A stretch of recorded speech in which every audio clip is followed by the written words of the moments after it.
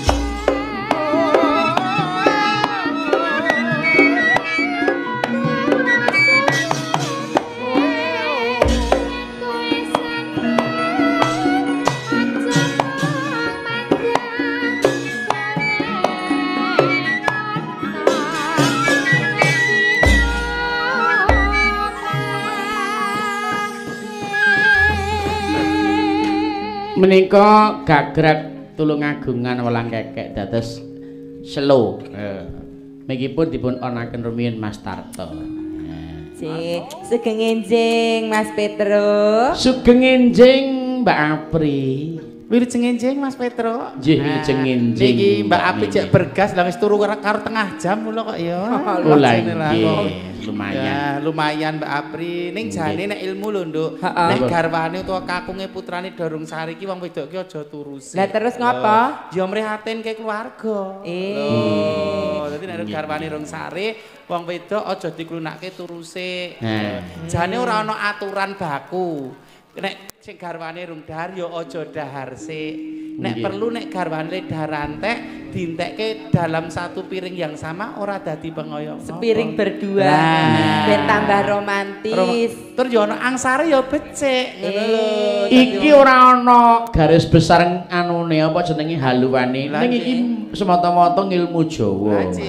Nek dimpaki kok ya kepenak rasane mergo kabeh iki nganggo sugesti. Nek wis sugesti iki wis apik insyaallah bakal dadi becik. Mula jangan pernah berpikiran buruk. Kita harus senantiasa positive thinking. Leres menika.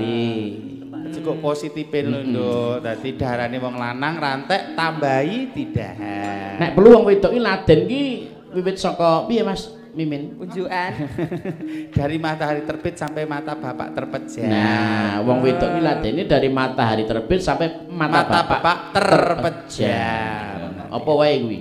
Ket umbah-umbah, olah-olah, resik omah, ngerti anak sekolah, engko sore ngerti jangan, wis terus kabeh nyepake putrane Bubuk, bapake utawa garwane Rung Sari. Lah kuwi lagi tawa, cek dongkrah-ongkrah ta. Kuwi nek anu nggih, enten aturan agamane nggih. Wonten. Diharuskan disunahke nggih. Disunahkan kados Siti Aisyah kalian Rasulullah menika saderipun sare tawa kalian Rasul rumiyin. Nah, tawane piye? Nek cara wong Jaya, Mas ngersake mboten. Ngersake iki karo dijokke. Ya dengan body language yang lah. Pamole ditawani aku no peyak kuwi mesti ya.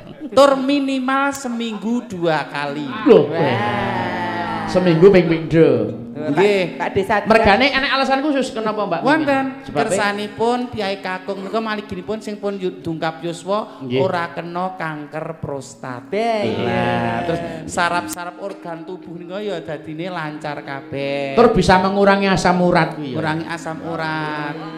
Kejaba nek ya kadang-kadang Piyai Kakung kan le makarya wis rada suda. Kurang olahraga. Lah playune kudu untuk hubungan suami istri ki ditelateni. Piyai putri biasanya disenggol umur 50 munggah wis jingkang. Ngapa to? Gruseni wae ora etuk. Oh, tidak boleh. Jane piyai putri ku umur 50 munggah disenggol wis kipo-kipo jane. Ning wong mergo kewajiban ya ora etuk kaya mengkono. Nah. Nuwun sewu menika mboten purna mboten tampun niku piwulang. Piwulang. Mergo tenan kok do ngrasakne wong lanang ki wis 3 dina 3 bengi ora kumpul wong wedok bojone wis. Awane muntap. Cumleng tur wong lanang dadi cepet jompo. Dadi pikun. Pikun. Mula sing do runding bojo nek ndang duwe bojo ndang pikun. Dimas iki tek enem wis pikun lho. Iya. Mas Dimas niku pilih tumbas kok. Dimas iki jan yo bagus ya cekel gawe kemampuane ya luar biasa mbok ndang kromo to Mas. Nggih mengke selak-selate nyuwun pangestu. Amin. Sakalak-kalak simo mat-matan riyen nggih. Nggih. Sinom cingok grandel.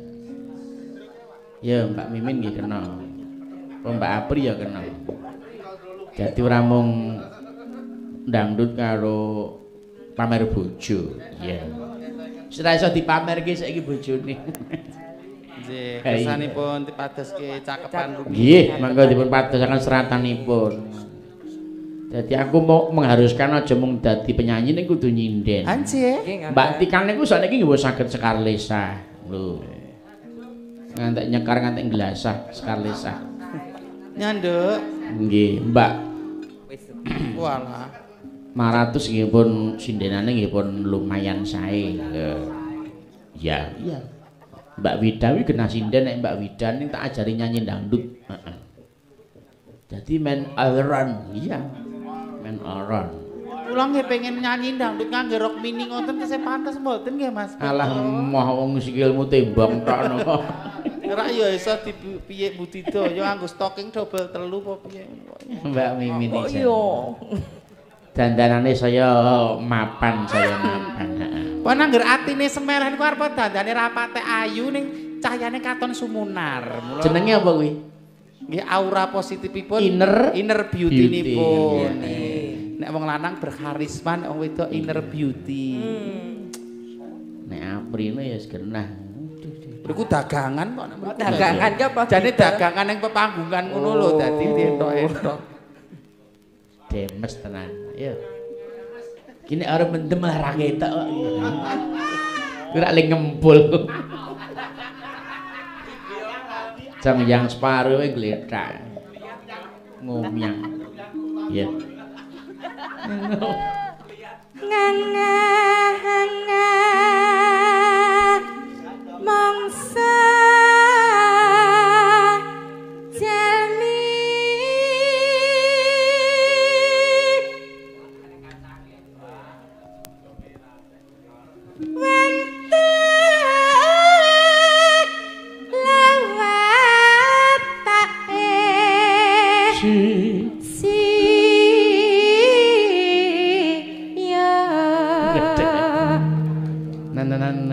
kabeh kewan padha wedi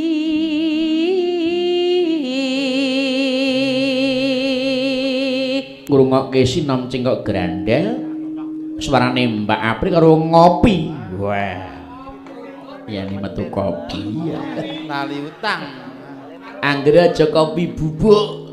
Lah kenapa? Larang kok. Larang pripun to? Nek kopine murah lah bubuke kuwi sing larang. Oh. Tenang ya. Nyenengke. Iya. Mbak Apri jan jempolan. Nah, iya ta. Tepat-tepat. Penyanyi nyawang Apri kuwi gemes-gemes nganyelke. Ya. Gemes kaya-kaya arep kepiye nganyelke nek kok kuwi kok ora sesuai karo casing-e. Ya. Mula iya. Mengke kriyen to kok wingking niku kok doh. Ayo Niku enten apa to Mas Dimas? Oh, Mas Tangga niku sanjange ngopi sambil nenen. Omonganmu lho, Pri. Aku kuwi ndek sedulur lanang, anake Pakde kuwi apik lho, sing elek kuwi tok cae. Ya ora elek ah wong kuwi pancen hobi ya. Lakiane nggih ngaten. Ora nek tembung elek, ora ning wong kuwi pancen ya wis ngono kok. Dadi style Dole Anggais pancen ngono, heeh. Kuwi nek kei congyang sak botol cepaki alat nggo ngantemi. Wah. Nah iya. Ya terus sih. Ya tepre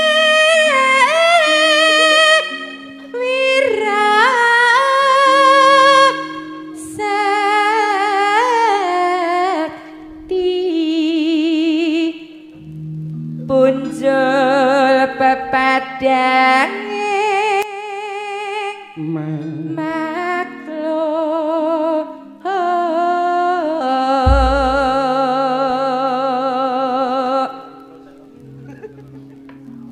menang sawenang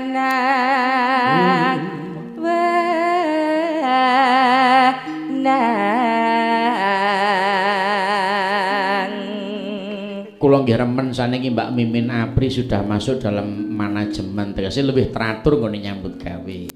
Kersanipun mboten tumbuk. Nggih. Tapi harus kita jaga performnya jangan sampai mengecewakan. Ngaten sih. Bismillah. Nah tugasnya mung perform. Ning bengi insyaallah pinanggih kula malih tanggal 20. Ana luang gathak. Iya.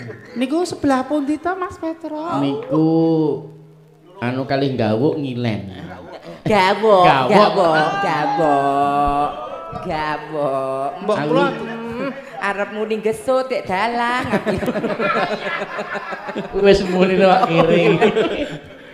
Mbok kula dipangiten peken Galgondo. Mengke menggak enak men dal saben niku lho. Mengke kleru wedhus sing kula gawa ning pasar Galgondo. Oh iya. Mengke Sherlock mau modale wis canggih kok. Iya, tenang. Saiki lebih teratur, lebih tertata. Sukses terus nggih Mbak Mimin Apri. Amin. Pokoke sukses terus kagem jenengan. Iya. Yo. Awit kersaning de. Wadi.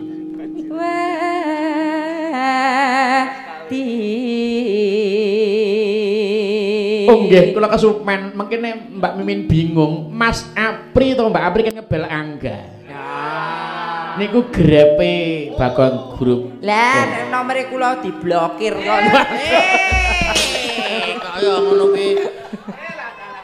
Aja sok kaya ngono kuwi. Halang Angga gesut. Iya. Ndak darane aku ora ngandani sok sapa sing medhotke silaturahmi ora bakal mlebu suwarga. Nah, medhotke silaturahmi. Kabeh menungsa kanggonan lali luput. Yang lalu biarlah berlalu. Ora apa-apa sing urung darani ayo. Waduh. An mbok kapake, Lek. Pak balekke. Mas Anggit. Waduh. Nek ya niki merengek-rengek ngene iya. Nek ngeten bangsa ngeten iki rak payune ngeten-ngeten iki jam-jam. Jam ya ngeten nggih. Lah nek sore karah lori wedok asli. Ning suarane wis menjiwai ya, Pri. Menjiwai banget wis. Ya wadine nang omah kok nyekel pacul ya baut lho kuwi ngono. Iya. Hebat tenan. Wis. Gedrok. Iya. Tanpa duga lumumpat kecemplung jurang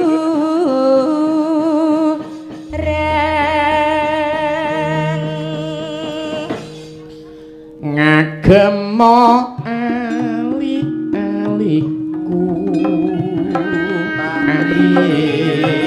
yo Mas Mimin marang aku iya nadyan kula boten melu besuke ngelingono lalabatku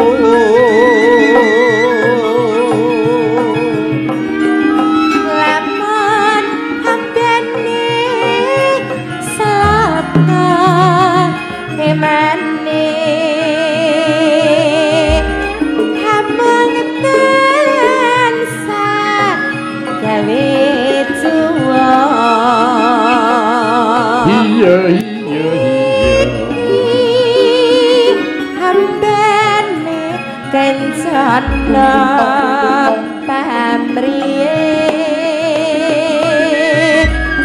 tansah manggia raharja susu saya susu bendera yen nganti ilang mripate jarene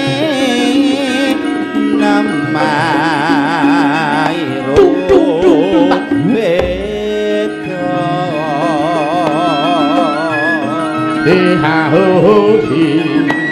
yen nganti dinggo wong siji besuke wis mangsa padha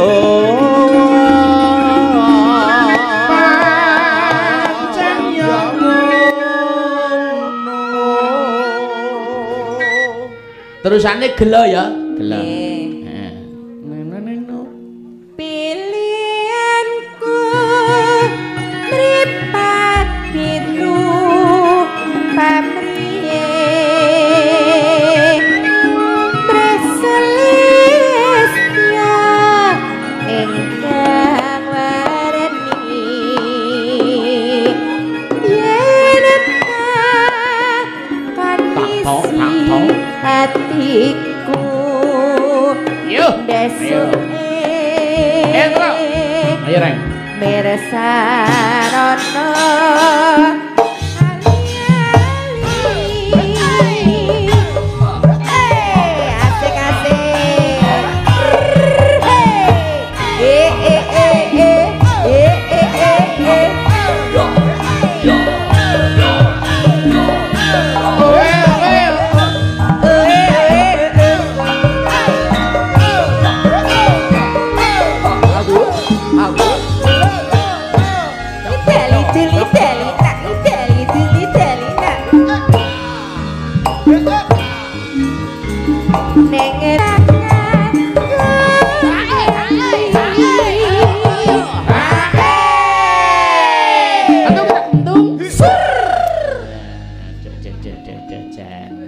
jane iki buwin karo mbeksa ngono.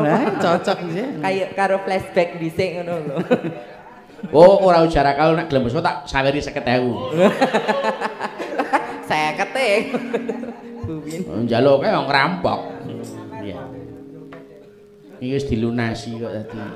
Isuk mulih arek. Assalamualaikum.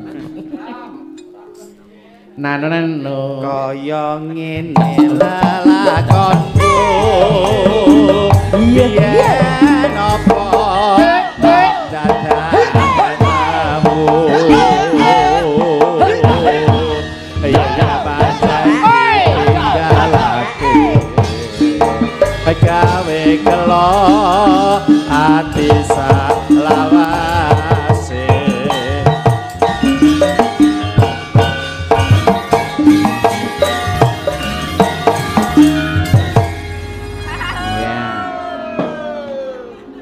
berhubung waktu sangat sempit, maka dari itu harus dimulai lagi suwuane.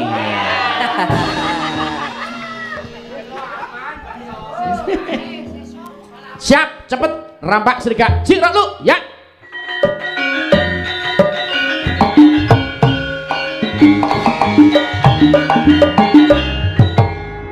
Terima kasih. Kagem Pak Dalang sak rombongan. Ya, mengaten tok niku. Pripun? Menika nyuwun lagu kesayangan Bojo Galak. Kula kintunaken kagem penasihat pengurus komunitas mie ayam bakso Solo di Balikpapan. Penasihat dan pengurus komunitas mie ayam bakso Solo ing Balikpapan. Kaping kalih Bapak Haji Sugito, Pak Gito, Mbah Gito, nggih. Ugi Bapak Ajun Komisaris Besar Polisi Hendra Kompol Sunarto ugi, nggih. AKBP Hendra dan Kompol Sunarto. Semoga sehat dan berkah amin. Dan untuk semua warga komunitas mie ayam bakso Solo di Balikpapan saking Mas Wahyudi, nggih. Kang Mas kula aturaken lagunipun kesayangan sing disuwun swantenipun Mbak Wida. Wah, iya. Masuk, monggo Mbak Wida. Masuk Pak Eko. Ya. Pakai goyang tipis-tipis. Eko Cipto. Oh. Eko Suroso. Iya. Nggih, kala wingi rencang-rencang kepareng ngaver lelagon menika ingkang dereng pun sebat ingkang ripta sampun kula imutaken kanggo ngurmati ingkang ripta tembang menika. Oh, lagu kesayangan. Nggih. Menika namung anu kok kula niku mboten ajeng nggih komersil. Nggih. Kula gawe lagu niku pancen nggih kula kesenengan. Iya. Di samping ya pengalaman pribadi ya iya. Upama iso diterima masyarakat lan kanca-kanca kersa mempopulerkan jenengan nggih monggo nggih. Nggih, mau ditulis jenenge tak men seneng. Kangge ngurmati ingkang ripta nggih. Mula niku, ya diaturke Mbak Wida kesayangan. Iya. Kaya ngapa? Dimirengke swanten saking Mbak Wida. Monggo Mas Yudi menika swanten kelangan panjenengan. Iya. Dados. Yuk.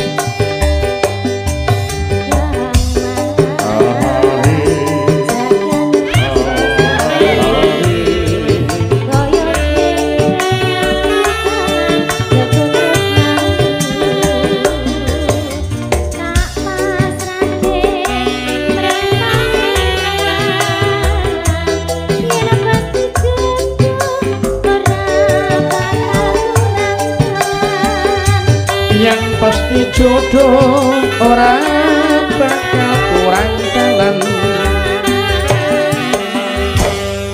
Ya, iki mau ngertine sing nyanyi lanang mulo nadane nada lanang ya. Cene sepira Mas Melet? C.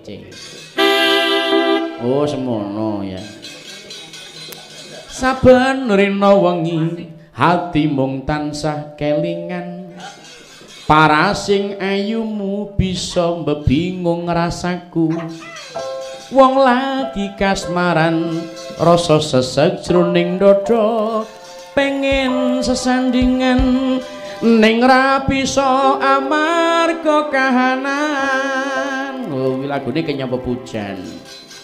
Wong ayu tampen ana aku ngerti kowe uga tresna rasane mung pengin sumanding mring pepujan kang tansah angliling. Kuwi jenenge kenya pepujan lagune. Besok malah dilatih sik sedina, aja ngantek sekolah sik. Iya. Fingerprint-e diganti. Tapak wedhus. Kuwi kenyapa pujan let. Kowe kira. Up to date ora mung nyendol cawet ae. Cendol dawet. Nah iya, iki jalukan ya nek iki pamer bojo. Oh ya, tak tembake. Sing hake Jirolu Patmo 5. Ya. Mbak Wida, Mbak Tika, Mbak Maratus, Buwin. Ya. Tak kintang-kintang ngono kaya apa iki.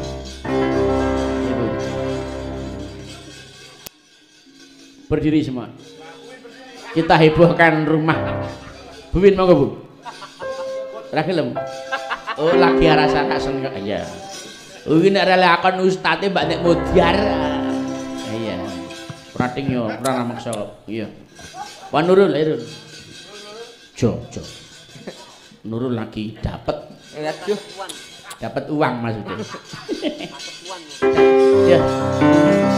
Dudu klambi anyar sing ning jero lemariku nanging bojo anyar sing mbok pamerke ning aku ning opo senengmu ya mung gawe laraku pamer bojo anyar ning statusmu. Yuk elak tenan. Ternyata wonten ngajingan menika heboh menika. Mas Masinoman menika joget danten. Ayo no, nggo wadem kok ora masalah, ini hari penjenengan sedaya Mas. Iya. Pamer bojo wis. Pak Darang niku bar pamer bojo terus banyu langit, kurban janji pikir keri. Ya, saking Karang Taruna. Nggih, Belakang Malang. Nggih, Karang Taruna. Pamer bojo, banyu langit, kurban janji, pikir keri. Oh iya. Pas banget lagunipun. Kurban banji. Kurban janji. Oh, kurban janji. Tak kira kurban banji. Jane apik gedhe rasa ya. Cene pira Mas? Cene Mas, cene Mas. Anis pira? A minor pira? Aku ya mung takon. Oh alah.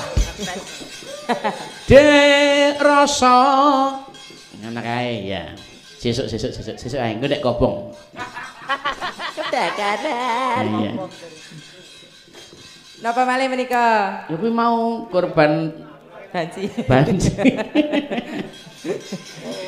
Kurban janji Mbak Tika, ayo Tik nyanyi Tik. Ayo Mbak Tika. Kurban janji, ya. Biar enggak kademen. Ben tak kademen, Nduk. Tak tujokake kanggo Mas Eko Suroso. Iya. Masuk Pak Eko. Kurban janji.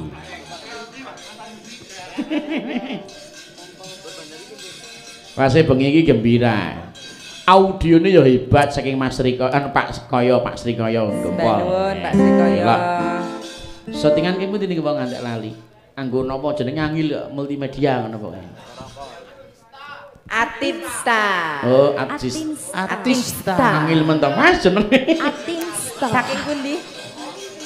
Oh, saking Bejen karangan. Saking Bejen. Nggih, matur nuwun pokoke video syutingnya bagus jernih. Atimsta. Atis banget. Atimsta Multimedia. Atimsta. Monggo kurban janji, Mas. Yo, kurban janji. Dados. Enggak Pak Melet, lak isin.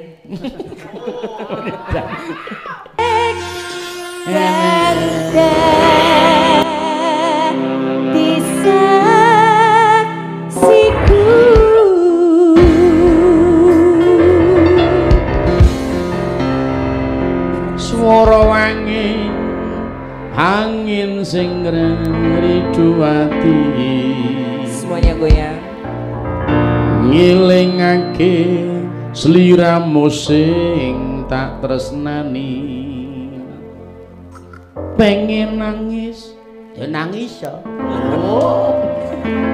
bener dilanjut saiki nadane mungkin nggo cowok jaler ayo beda-beda Pak Melet sing nyanyi wedok nggih niki Mbak Apri nada banji soalnya ra enek nada banji asem awring sampeyan iki tak ewangi wong lanang dolan kok muni bocah banji iki lenang ya Pri ku ya tetap temene ya mung sak jempolane ra enek kok kegeden niku sak dele kok ini ya sampe dil-dil ngono kuwi kutil Pak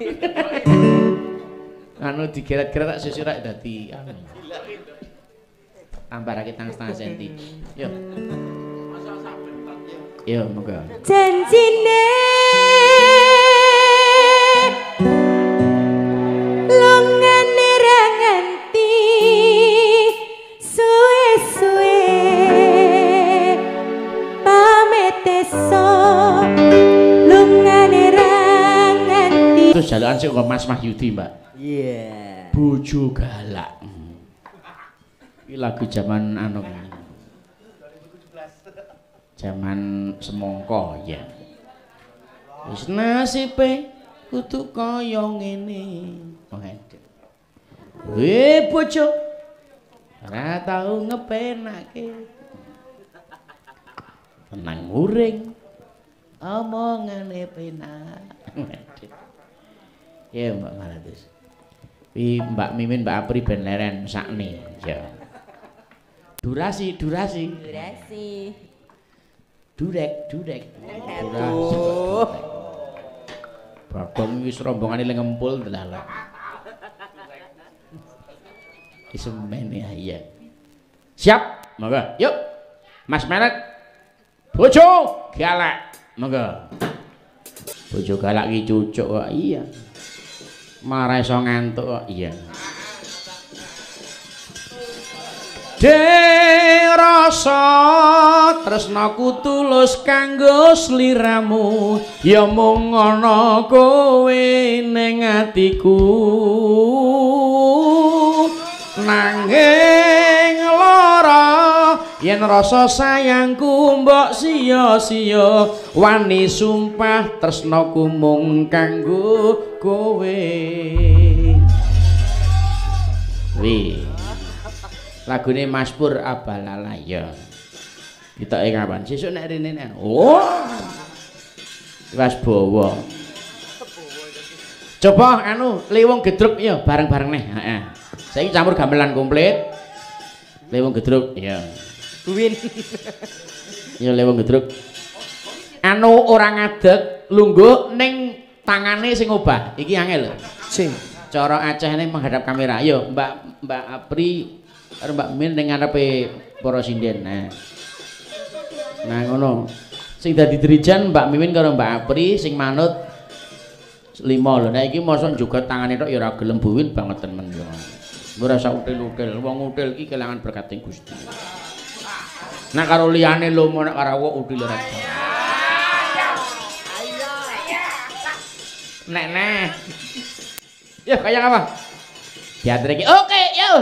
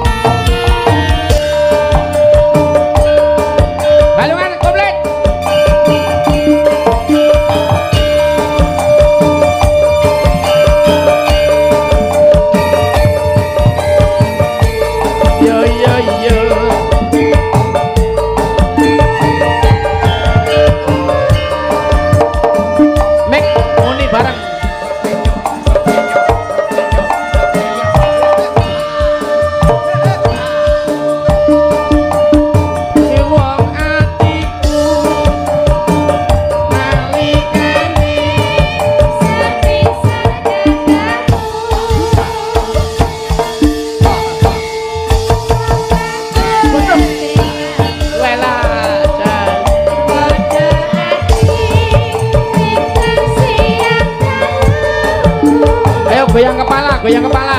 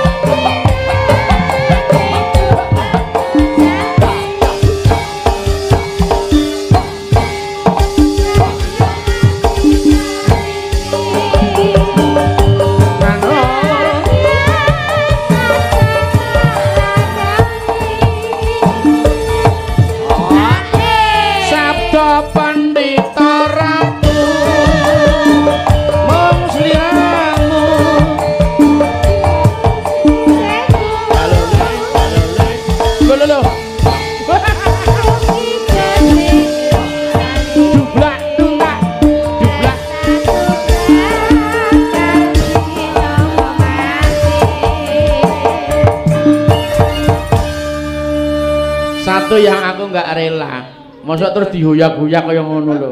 Niki namine goyang dribble. Lha ya nek ndamu iso mentul-mentul liyane ora iso bali.